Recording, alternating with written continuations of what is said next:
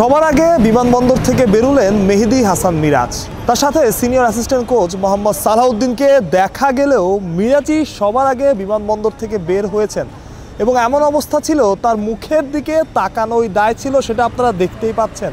অর্থাৎ যে মানুষটা সবসময় হাসি খুশি থাকে, সবসময় হাসি খুশি আমরা তাকে দেখি, সে মিরাজের মুখের দিকে তাকানোই যাচ্ছে না। মিরাজ এতটাই হতাশ, তাকে নিয়ে সমালোচনা হওয়াটাই স্বাভাবিক, কারণ মিরাজ যে দলটার নেতৃত্ব দেন সেই দলটা ৩-০তে আফগানিস্তানের বিপক্ষে হোয়াইট ওয়াশ হয়েছে। মিরাজের পর অন্যান্য ক্রিকেটাররাও যারা দ্বিতীয় গ্রুপে এসেছেন তারাও এয়ারপোর্ট থেকে বেরিয়েছেন, বাসার উদ্দেশ্যে তারা রওনা হবেন। মিরাজ বলেছিলেন এই যে তারা সংযুক্ত আরব আমিরাত থেকে ফিরবেন, তারপর তারা ১ দিন বা ২ দিন বিশ্রাম পাবেন, পরিবারের সাথে সময় কাটালে হয়তোবা পরে ভালোভাবে ফ্রেশ হয়ে ম্যাচে নামতে পারবেন। কোচ মোহাম্মদ সালাউদ্দিন তাকে নিয়ে বাংলাদেশ যখন বিশেষ করে ম্যাচ হারে, এটা একটা ট্রেন্ডিংয়ে পরিণত হয়েছে। যে জাতীয় দলে থাকে না তাকে আমরা জাতীয় দলে চাই, যে জাতীয় দলে আসে তাকে আমরা আবার চাই না। মোহাম্মদ সালাউদ্দিনকে নিয়ে অনেক আলোচনা হয়েছে, আমরা অনেকবার তাকে চাইছি, গণজোয়ার উঠেছে। মোহাম্মদ সালাউদ্দিনকে কোচিং প্যানেলে চাই। যখন তাকে নেওয়া হয়নি বিসিবির সমালোচনা করা হয়েছে, যেই তাকে নেওয়া হলো দল যখনই খারাপ খেলে তখনই মোহাম্মদ সালাউদ্দিনের দোষ হয়। ব্যাপারটা অনেকটা এরকম, যত দোষ নন্দ ঘোষ। যখন ভালো খেলে তখন তার প্রশংসা হয় না, তখন বিদেশি কোচিং স্টাফ তার এই ক্রিকেটার ওই ক্রিকেটারের প্রশংসা হয়। যখন হারে কোনো ক্রিকেটার খারাপ খেলে তখন মোহাম্মদ সালাউদ্দিনের সমালোচনা হতে থাকে। সমালোচনা দল হারলে, ম্যাচ হারলে তিনি সেটা করবেনই, তিনি সেটা পাবেনই। কিন্তু যখন জিতবে তখন আপনার তার প্রশংসা করতে হবে, আপনি যদি নিউট্রাল জায়গায় থাকেন। হাসান মাহমুদ কিংবা নাহিদ রানা, তাদেরও আপনি স্ক্রিনে দেখতে পাচ্ছেন।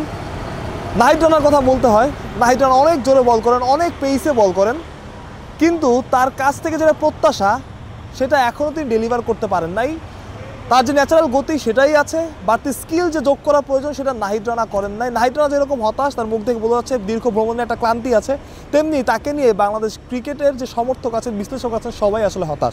হাসান মাহমুদ লাস্ট ম্যাচটাতে ভালো বোলিং করেন নাই, তবে গুরুত্বপূর্ণ সময় উইকেট এনে দিয়েছেন, তাকে নিয়ে আসলে খুব বেশি কিছু বলার নাই। নাজমুল হোসেন শান্ত মুখে মাস্ক, তবুও তাকে আসলে চেনা যায়। নাজমুল হোসেন শান্তকে কিছুটা অভাগাও বলতে হবে, তিনি ভালো খেলেন না এটাও বলতে হবে। অভাগা বলতে হবে ইন এ সেন্স যে একটা ম্যাচে তিনি রান আউট হয়েছেন, যেটা হয়তো বা তিনি ভালো ইনিংস খেলতে পারতেন, সেটা বলে লাভ নাই। ক্রিকেটে আসলে রান আউটটাও তাকেই দোষারোপ করতে হবে, তাকেই দোষ দিতে হবে।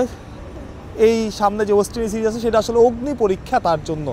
রাতের গ্রুপে যারা এলেন সবাইকে কিছুটা ভাগ্যবান বলতে হয়, শামীম পাটোয়ারি থেকে শুরু করে, কারণ বিকেলে বা সন্ধ্যায় যারা এসেছেন তারা সমর্থকদের রোশানলে পড়েছিলেন, বাজে হবে বা যেটাই বলা হোক তাকে তারা দুধ্বনি শুনেছেন। সেই জায়গা থেকে পরে এসে ভাগ্যক্রমে তারা বেঁচে গেছেন, কোনো সমর্থক এখানে ছিলেন না। যারা এসেছিলেন অন্য একটা কাজে, তাদের সামনে ক্রিকেটাররা পড়ে গিয়েছিল এবং তারা রাগ ঝেড়েছেন। এখন মিরাজের কথা মতো তারা সময় পাবেন একদিন, কালকে বাংলাদেশ দলের প্র্যাকটিস নাই, পরিবারের সাথে সময় কাটাবেন, ফ্রেশ হয়ে ফিরবেন। সেই ফ্রেশনেসটা কি ম্যাচে কাজে লাগবে কিনা সেটাই এখন দেখার বিষয়। উইকেট যেমন হচ্ছে নাকি উইকেটের সুবিধা কাজে লাগিয়ে হয়তো বা সেটাই করা হবে, বাংলাদেশ দল ওয়েস্ট ইন্ডিজকে একদম উড়িয়ে দেবে, দেখা যাক কী হয়। কিন্তু স্পিনে বাংলাদেশের যে দুর্দশা, তাতে খুব বেশি আশা আসলে করা যাচ্ছে না। মানুষ প্রত্যয়, বিডি ক্রিক টাইম।